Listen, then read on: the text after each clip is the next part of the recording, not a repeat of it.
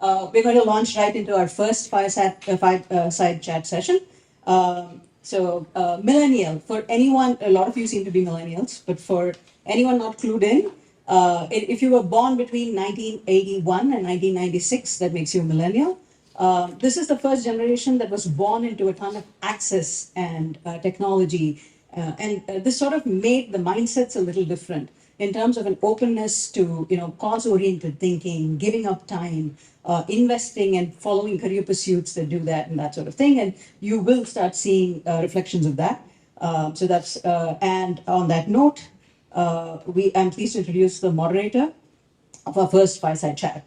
So he went from senior portfolio associate to principal investment at Yunus Social Business Fund, Bangalore, in slightly under 2 years. So his resume will tell you, he has clearly a firm head in the world of investments and consulting. His body has been rooted in the name brands of that world, KPMG and Oakley Capital. But his heart also roots for rural and entrepreneurial success. And put your hands together, please, and welcome Kumar. Dive in and introduce the two panelists that I will get chatting with. So I'll go with Lakshya first. So Lakshya is a co-founder of Desi Hangover, probably one of the good ones to have. So he co-founded this with Hitesh and Abha. So this is basically a craft to consumer footwear brand, and I'm a loyal fan of that. If post this we meet, you could see me wearing those. They currently are working with about 140 plus artisans across Maharashtra and Karnataka. This is the region which is they had this tradition, and then so Desi Hangover is trying to hone that and train those artisans to reinvigorate that tradition. In the last 10 years, they've really built a sustainable livelihood for all of these artisans, and their mission is to create a vertically integrated global craft brand, supporting 10,000 plus artisans in the next 5 years. Akshai, on the other hand, has been, in two words, a globetrotter and a dream doer. He's basically been, in his 20 years in the industry, he's been across innovation, sustainability, and pretty much all sectors. In 2018, he co-founded BlessdBuy. Yeah, I do have a question on that. How much time did you save missing out the E? But then that's pretty cool. So he created this as a platform to engage with vulnerable communities and sustainable producers. And in 2020, he also co-founded this platform called Creative Dignity, which is basically a World Economic Forum recognized platform for the Indian creative manufacturing sector. So with that, I'll maybe dive into the questions that probably we have. So maybe I'll start with you, Laksh. So every pair has a story behind it, whether it is of the artisan or whether it is of the work that's gone in. But how did your story kind of start? And I know it had like multi-country things involved as well. So probably if you can maybe start with that. So a little bit of globe trotting at my end. So Desi Hangover is a craft to consumer business. We make beautiful shoes. We work with artisans who are based in India, Maharashtra and Karnataka. And the journey actually started back in 2013 in terms of an ideation. So back in college, and I was on an internship in Egypt, where I met my now co-founder Hitesh. So both of us were there, and we were working with this organization called ISEC. Had a pair of Kolhapuri chappals, and we were living with interns from 25 different countries.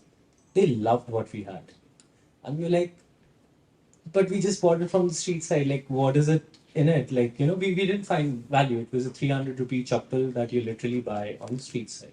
So, but they found some value in it, and we were like, okay, let's do something. Let's figure out who makes these shoes. We came back to India. Long story short, we started traveling to the villages and finding where these shoes are made. Uh, Eventually, 1.5 years, we were just like sort of figuring out, visiting. We would have a camera and a diary. A lot of them would consider us to be journalists, narrate their stories. That sort of started impacting us at a subconscious level that we didn't realize at that point. But eventually, when we saw so many of shoes being made and eventually stumbled upon the final product that we wanted to start with, it was magical. You know, when you see pieces of raw material coming together as a piece of craft that can be worn by you and the amount of precision and skill that it takes to get there, it's really, really inspiring. Which also popped questions in our head that why is this particular artisan poor? However, there are brands like Birkenstocks, there are brands across the globe wherein, you know, an Italian artisan would make thousands of dollars a month, whereas our artisan is not even making a couple thousand rupees a month.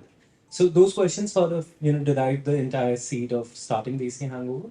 And luckily we've sort of, you know, cracked that part now and sort of understood that how making a great product and then vertically integrating it back to the artisan chain and then making sure that every part of the process earns is sort of the key to get there. And that's what we're doing at Desi Hangover, and now we are sort of hit the product market fit, so scaling it further from there. Thank you.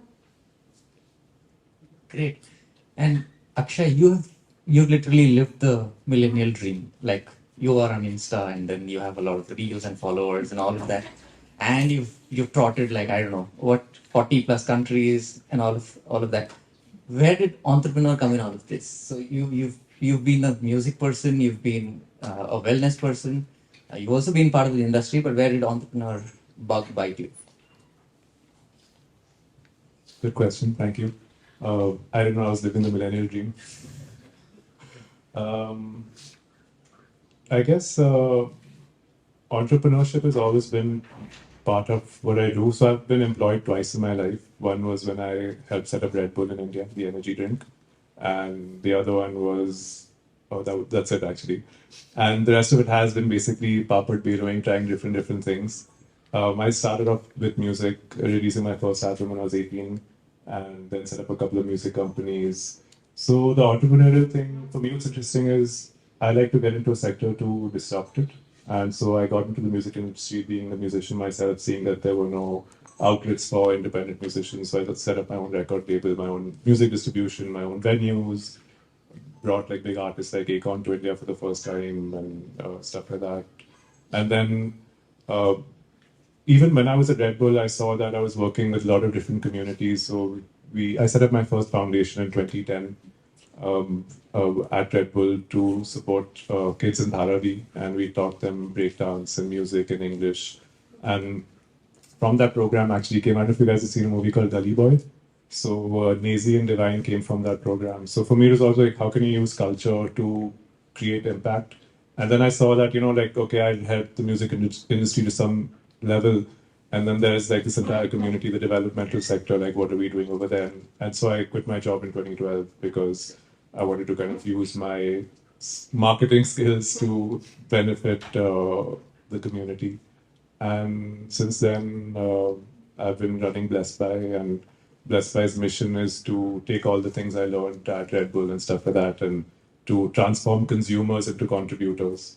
And to my mind, that's a very interesting and bold mission because, like, with a society that's so obsessed with like what's in it for me, like what you were saying, you know, like everyone wants to maximize profit, but like how can we look at a life that's more inclusive, more welcoming? How can we create not just financial wealth but well-being for other people? And that's what BlessdBuy basically is. It's an ecosystem, and I think we're trying to do too much. And we were having this conversation 5 minutes ago. Like we're not just one thing. We're trying to be everything, or at least prototype everything and demonstrate that everything that we do is scalable. And then hopefully, you know, someone will rub Aladdin's magic lamp, and the genie will show up and say, "Here's a bunch of cash. Now go make it happen." Great. So, Laksh, you spoke about working with these communities, and I myself saw it personally at Agni, where what you've built for them is not just helping them get a earn daily wage, but way beyond that. So, how much impact or how much of the social capital is important, and how have you gone about building this? So one of the peculiar things that we figured out about the ecosystem was that a lot of these artisans, and I believe that's across India, want to be micro entrepreneurs or independent. They don't really want to get on payrolls. They don't really want to be employed with you as a company because they have a sense where they lose freedom. So that has to be respected. But as we're expecting that, it also has to become a sustainable business based on that. So, so one of the core factors that we realize is that we need to build an ecosystem wherein we are, sort of creating a blended model. And in that, while the artisans are on wages, the artisans need to have comprehensive health insurance. They need to have education support for their children so that, the kids can then get employed into the ecosystem, whether as managers or as designers, or if they want to continue being artisans, they can be artisans. But sort of that's how the entire ecosystem development would happen. And over the past years, we've ensured that that kind of social capital is being created. Now, there are two benefits to that. One, the artisans are, the community is formed and they start supporting each other. And the second part is, as a business, it also makes sense because you have higher retention rates of artisans. And then when you train these artisans, it's not like they're leaving you, like in a shorter span of time. So that social capital also helps you build that part. And lastly, what it also helps do is that so say tomorrow, if you want to make a big business out of it, you have to also ensure that there's enough supply available. Once you build the social capital, more artisans want to work with you. And once you make it into a young, exciting company, a lot of younger artisan kids who actually went to cities like Bangalore and Mumbai to work as laborers, they start coming back and joining the community. One great metric that we've seen is when we started, the average age of artisans was about 54. It's actually come down to 43 as of today. That is only because the older artisans have remained, but a lot of younger artisans have come and joined back the community. So that's how we build social capital, and that's the kind of outcome that we've got. And uh, Akshay, on your end, probably so Laksh has this direct impact kind of a thing, but then you source your a lot. I mean, as blessed by a platform, you source a lot of your products from other NGOs or from other social enterprises like, let's say, Desi Hangover. So, how is your impact felt by, let's say, the last mile, artisan or the person at the end there? So I think when I saw Priya, what she had displayed on screen downstairs, which is like the five, starting from grassroots inputs to, all the way at the end of luxury, we're doing all of that, and that's kind of the scale at which we're thinking is we have a Section 8 not-for-profit company that is at the grassroots, doing the skill development, doing disaster relief. We have the product development that we're doing. We're collaborating with designers. We're creating content. So we're doing like an end-to-end delivery. And so everything is about impact to the last mile. Like for us, it's not just about generating revenue for them, it's about being there. So for example, I'll take the example of the bamboo toothbrush that we supply. I don't know if you guys ever go to a Taj hotel or a Marriott, you'd have seen bamboo toothbrushes. Those are all ours. So we've taken it from me and 10 farmers in West Bengal to now we supply 4,000 kgs of single-use plastic alternatives per month. Like that's the scale we've taken it to, and it's been quite a tearful journey, to be honest. And and and just to be able to see that, like taking people from making tokeries to making something that now retails across Taj hotels. Like we have these beautiful handbags made out of Kona that you would see in like, 6, 7 Taj hotels, Taj Khazanas, that we took them from making like 50 rupee tokeries to like making 3,000 rupee handbags. So we don't talk about it much, but we've been doing a lot of work, and for us, like the livelihood is just one aspect of it.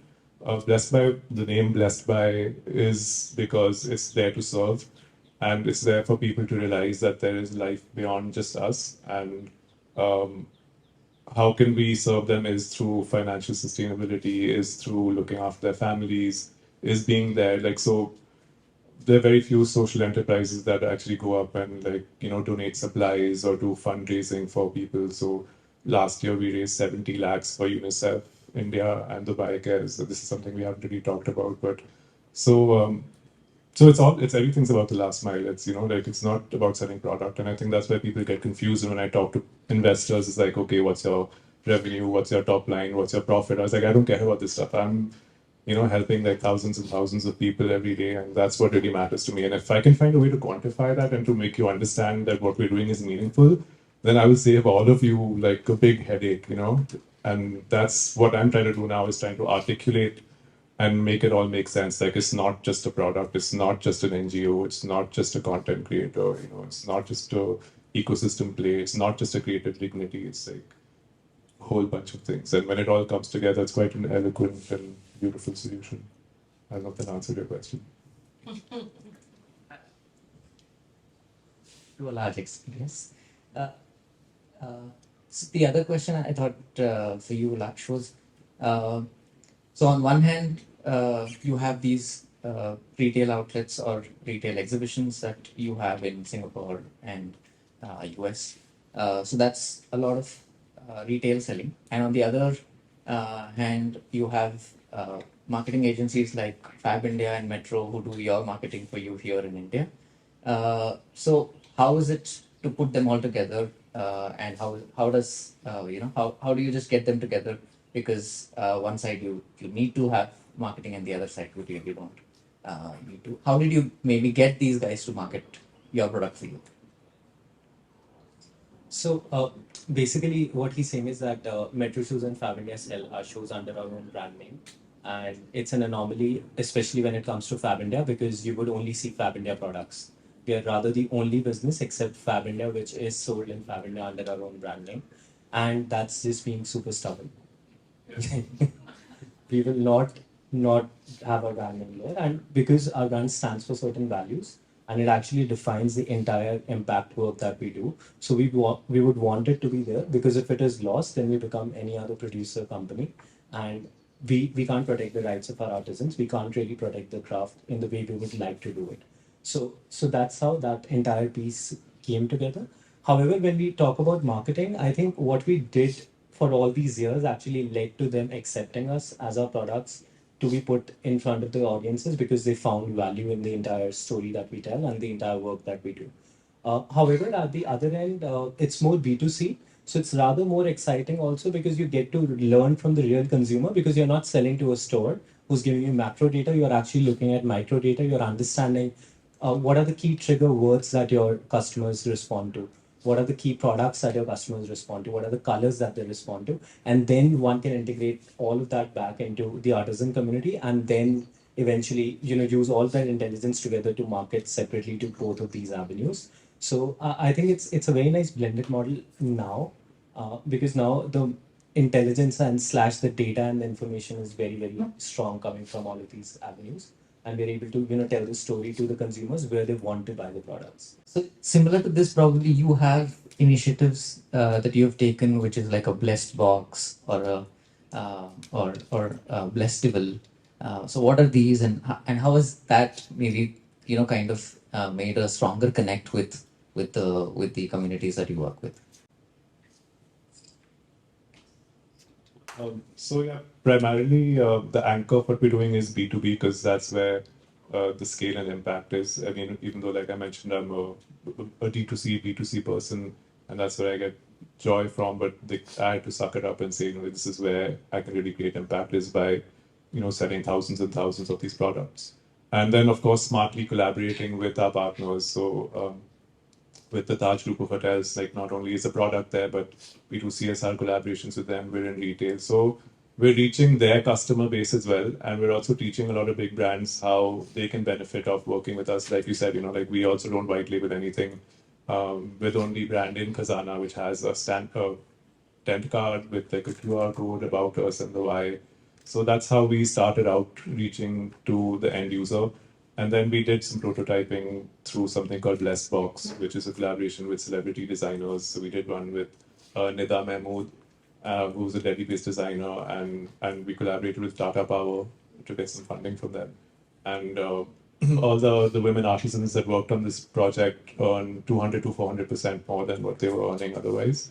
So it's like a situation where you can have your cake and eat it too. And so we have more collaborations, one with Mia, who used to be the DJ for the Black Eyed Peas. Then there's one with Isha Chopra, who's a Bollywood actor. So basically we get like interesting people to come curate and create new products. BlessdBuy is like a last mile engaging with people like yourselves. You know, it's like a Sunday Soul Sante kind of thing where people come hang out and learn different art forms. They engage with the different artisans and to participate in their lives. There's a cuisine showcase. There's music. So that's kind of like our flea market kind of connect. Then we have a leadership summit called the Tilt, where like HNIs and influencers, philanthropists come together. So yeah, there are many different ways to engage, but yeah, ultimately, like Lakshya said, that there's only so long that we can be behind the scenes and see people take ideas and concepts, and that has happened a lot.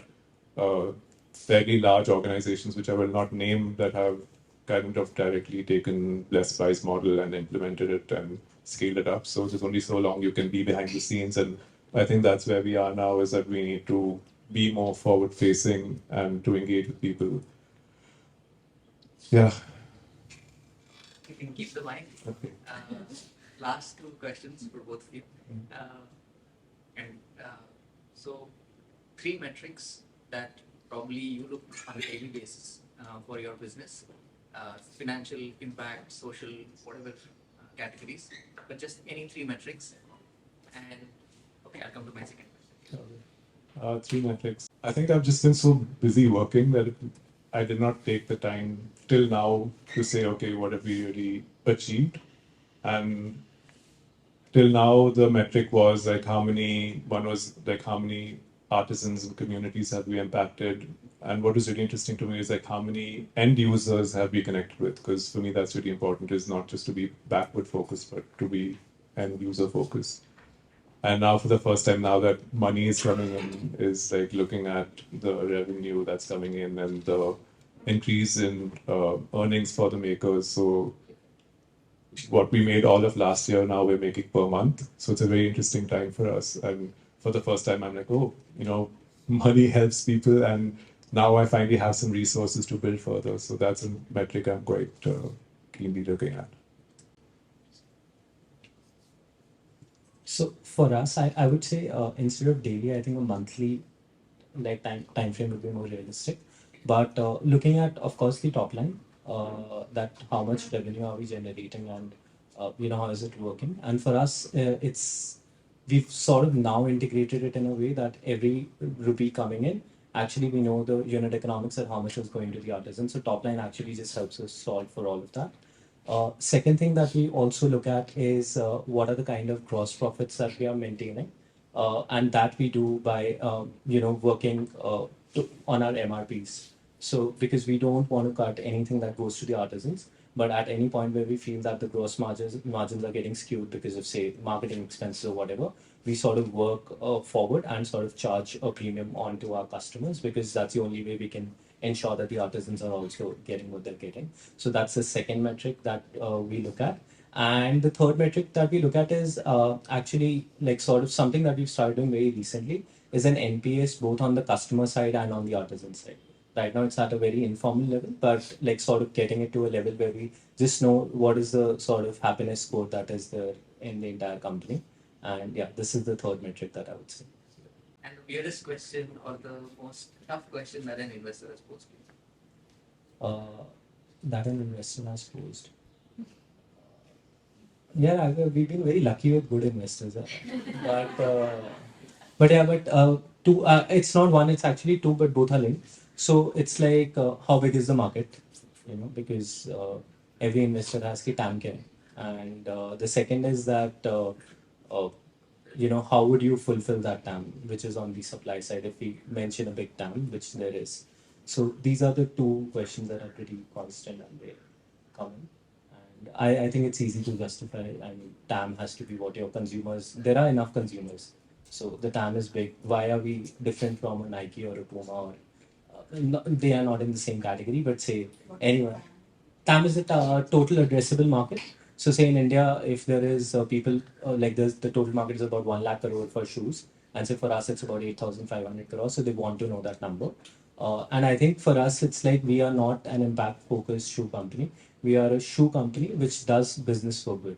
So it's very simple that we are a shoe company. And at the supply side, I mean, like since we build the social capital, so we know our unit economics. So it can be answered well that how it works. Same question for me.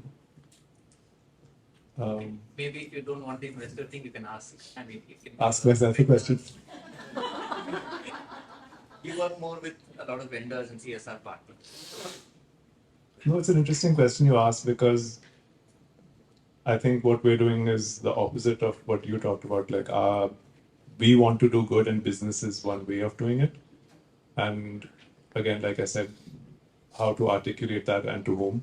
So, investor might not be the right persona that we would refer to. It might be a philanthropy or an HNI or someone like that. So, I had this very interesting moment where I met a large funding organization, and they loved our user journey, which is basically to transform consumers into contributors, tell powerful stories and sell a product, but then ultimately get them to volunteer, mentor, and work with the community. And so she said, "That's great, but like, how do you put that in a business model?" Like, and that's kind of what we've kind of been struggling to figure out and which is why we have two entities. One is the foundation, and now we have the private limited. So the private limited can focus on just generating revenue. And I forgot to mention that 70% to 85% of our top line revenue goes back to the makers. So it's like a very, very, very wafer thin margin, but makes sense at scale. So and the foundation basically focuses on traditional skill development and then connecting the communities to market linkages. So that's how we address the investor question. Is like, now I've learned from that question is that you talk to two different kinds of people for different things. Yeah. About what you just said. So I'm also from social impact kind of background, British conservation, but then when it comes to making a real impact, you have to have certain profits so that you can make the impact on the ground, right? So what do you suggest to people like us? How can we solve that? Discussing with people. Sure, good question. What was your name? Sorry. Smita. Smita. So, Smita, you asked how do we go about doing social impact, but at the same time making sure that business side of things. So, I guess a good analogy is like when you're in an airplane and you're taking off, and like the cabin crew is there, and they say, before you stick a oxygen mask in someone else's face, put it on your own face. That's like basically how I look at it. Is unless you look after yourself, you can't look after people. And that was my hard learning during the pandemic, was getting involved with Creative Dignity, which started off with 3 people in a WhatsApp group, and now is this huge thing. I was so into giving, like I wanted to help people, and I realized that I had earned money in like 5 years. I was just spending from my own pocket. Like even BlessdBuy, I put my own money into it. And then I realized like if I'm exhausted and finished, like how am I going to help other people? So then I was like, okay, I need to relook at how we do this, and hence like the business of the toothbrush in the Taj hotels, and it's been a journey for me also. Like just of one neem comb, like we employ 300 people. And that I never thought would be possible, and just to see how at the brass tacks you can like once you have that anchor and you look after yourself and other people, then you can build further and create the softer aspects of what you're doing. Yeah. You want to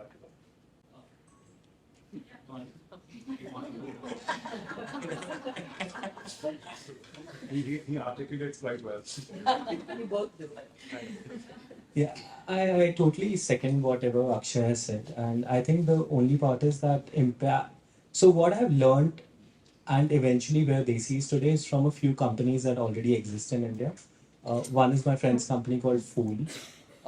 Another one, say, S4S Technologies. So, looking at a few of these companies who sort of pioneered it before we started working closely towards it, is that your impact has to be integrated in your value chain in a way where you can then focus on only one metric, because you can't be focused on two of those metrics at the same time, because then one of them would suffer.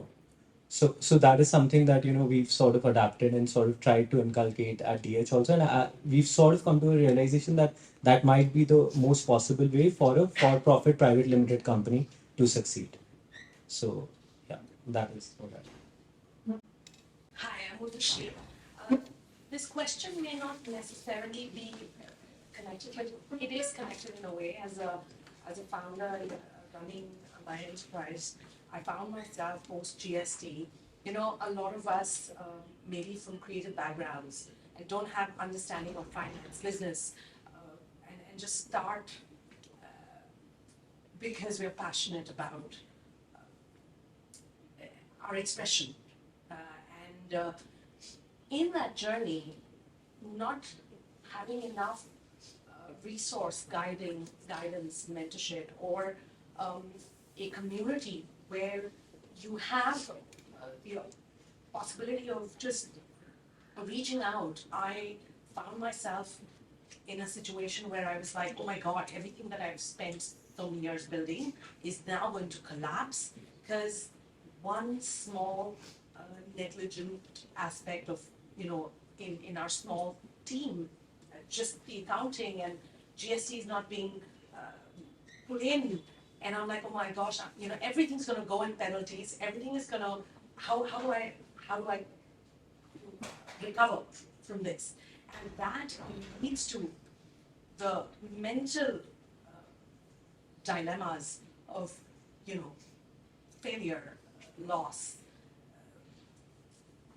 just not having the bandwidth to restart from ground zero and moving to a real existential crisis. Could you Was get to the that question? mental health? Sorry? Could you get to the question because we do. Yeah, sorry.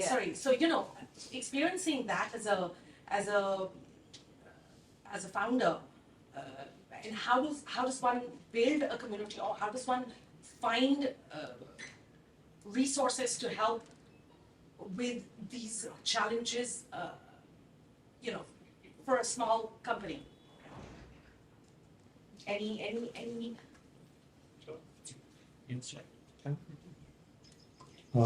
Great insight. So I think Creative Dignity is a very interesting platform. I think Neelam mentioned it downstairs, and it's been quite amazing how it's grown. Like I mentioned, from 3 people to 400, and exactly what you're talking about. Everything from insights from founders to artisans to you know, like legal things, as well as minimum wage. So everything is discussed openly on a WhatsApp group or a Telegram group. And I completely understand what you're saying. You know, like it's a pretty lonely journey. And I know that having done lots of lonely journeys, be it music, be it, you know, this, that you always want like-minded people to connect with and just to talk, you know, and just to know that you're not alone. And that itself, I think, if you can address that, like the social aspect of it, just to know that we're there for each other, I think that itself is the first huge step that we can take. And since today's a day for proverbs, one more comes to mind. There's this ancient African proverb which says that if you want to walk fast, go alone, and if you want to walk far, you walk together. Yeah, I really like that. Yes, that was actually the Creative Dignity thing, I remember. Yeah. And now I can hand it over to my articulate friend Lakshya. Finally more articulate, but yeah. My answer would be a little controversial, but I'll anyways go ahead and say it. I think there are 3 levels. I'll just take a minute to sort it out. One is that it's very important to decide whether one wants to create a lifestyle label or one wants to create a brand, which is at a scale business level. Having that honesty, I believe, is very critical, and we personally have gone through that stage and agreed on one over the other, so that one can only look at then the help that one needs to create that. And you know, that sort of sorts, as an entrepreneur, your mind out a lot, because then it's easy. Then you can scale and build a respectable thing in one particular field and sort of do that properly. So that is one, because the challenges with both are very different. The second aspect to that is, as much as it's a lonely and an ungrateful journey, I think we as entrepreneurs need to keep upskilling ourselves by learning. And today, a lot of courses are available, and one has to keep doing those courses. Like in our company, it is a norm that, especially the founders, we are constantly on a course every 2 months. And one or the other thing we are learning, because you just need to know, even to guide someone on what to do and what not to do. I don't know how scalable that approach is, but at least knowing the basics is very critical on that. And in terms of a community, honestly, I mean, like you're here, right? So these things are of course there. But I think now the ecosystems are much more developed. Like 10 years ago, there was literally no one. Like 2013, you go out and ask that, hey, I need help, I want to understand something, especially in this space, you would just not find people. You'd either have like really big ones who would not have time to talk to you, or really small ones who are struggling with the same problems as yourself and unable to figure it out. So I think it's much easier today.